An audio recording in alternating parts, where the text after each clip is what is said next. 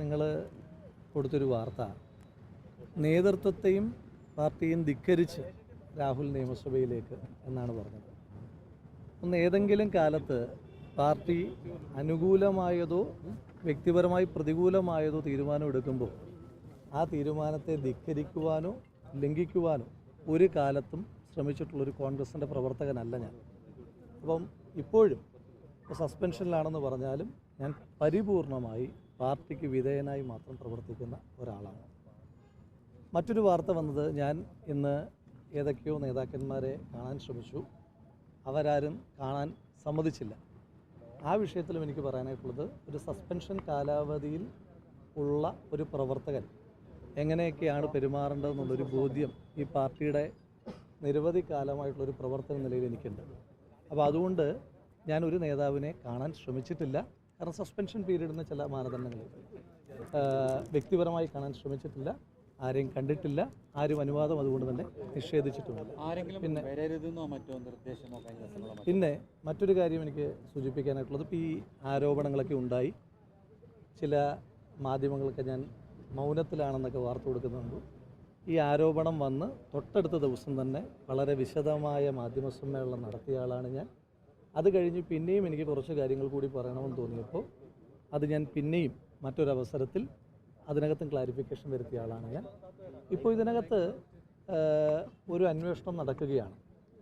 ആ അന്വേഷണ സംഘത്തിൻ്റെ സാങ്കേതികത്വത്തിലേക്കൊന്നും ഞാൻ കടക്കുന്നില്ല ഇപ്പോൾ. പക്ഷേ നിങ്ങൾക്കൊരു കാര്യം ഉറപ്പുള്ളത്, ഈ ഇടതുപക്ഷ സർക്കാരിനെതിരെ ആദ്യമായി സമരം ചെയ്തപ്പോൾ 18ാമത്തെ വയസ്സിൽ ജയിലിൽ പോയ ആളാണ് ഞാൻ. പക്ഷേ ഏറ്റവും കൂടുതൽ കാലം ജയിലിൽ പോയത് പിണറായി വിജയൻ സർക്കാരിൻ്റെ കാലത്താണ്. അപ്പോൾ ആ അന്വേഷണത്തിൽ നിങ്ങൾക്ക് ഒന്നുറപ്പിക്കാം, എനിക്ക് യാതൊരു വിധമായ ആനുകൂല്യം കിട്ടുന്ന അന്വേഷണമല്ല. മാത്രമല്ല, എനിക്കെതിരായി എന്തെങ്കിലും ഉണ്ടെങ്കിൽ എന്നെ കൊന്നു തിന്നാൻ നിൽക്കുന്ന ഒരു സർക്കാരിന് ഏറ്റവും വിശ്വാസമുള്ള അന്വേഷണ ഏജൻസിയാണ്. ആ സർക്കാരിന് ഏറ്റവും വിശ്വാസമുള്ളൊരു അന്വേഷണ ഏജൻസിയാണ് അന്വേഷണം നടത്തുന്നത്.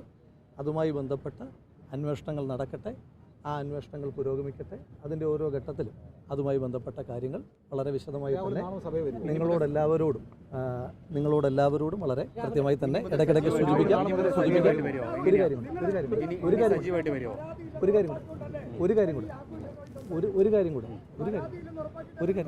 കാര്യം കൂടെ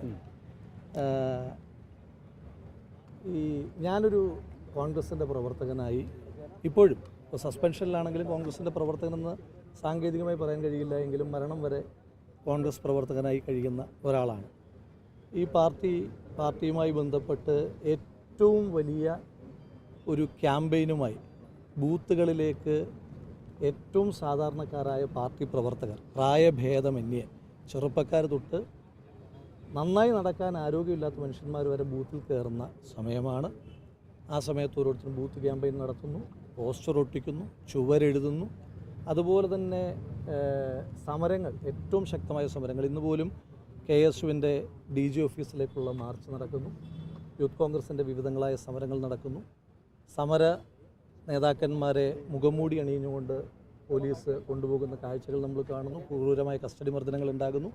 അപ്പോൾ ആ സമയത്തൊക്കെ പ്രസ്ഥാനത്തിൻ്റെ പ്രവർത്തകർ അതിശക്തമായ ഒരു വലിയ പോരാട്ടം ഏറ്റെടുത്തിരിക്കുകയാണ്. അതുപോലെ തന്നെ സൈബർ മേഖലയിൽ ഒരു ലൈക്ക് കൊണ്ടെങ്കിലും ഈ പാർട്ടിയുടെ നേതാക്കന്മാരുടെ നിലപാടുകളെ അംഗീകരിക്കുന്ന ലക്ഷോപലക്ഷം മനുഷ്യന്മാർ ലോകത്തിൻ്റെ വിവിധ ഭാഗങ്ങളിലായി പ്രവർത്തിച്ചു കൊണ്ടിരിക്കുകയാണ്.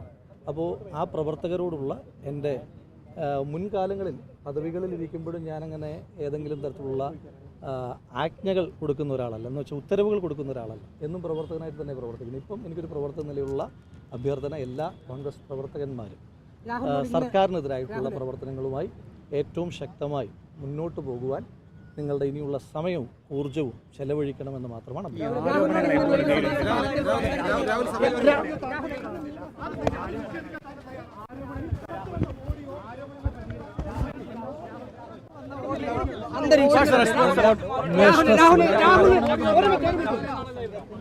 രാഹുലിന് പറയാനുള്ളത് രാഹുൽ എന്നും പറയുന്നുണ്ട്.